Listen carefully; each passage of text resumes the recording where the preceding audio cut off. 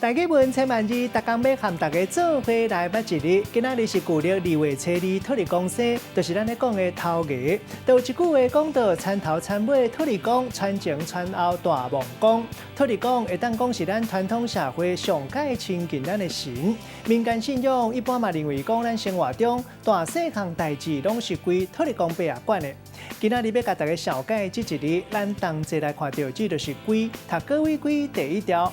大家字典解说龟的意思是转来，像讲转来咱的国家，咱讲是归国。另外，这个龟嘛有地属的意思，像讲这代志拢是归管。另外，有甲物件献给主人，咱讲是归主。归主有另外一个意思，会当讲是全部。带大家做伙来小解这两个词。头一个，咱同齐来看到，头一个就是归尾，会当讲是结果，嘛有人讲是将其尾，将归尾。第二个词读做归宗，意思是全部同款的话。咱用一句话来举例，甲这两个词合做伙。比如讲，头家讲利润无济，半送半卖，要收大进前，要清货底。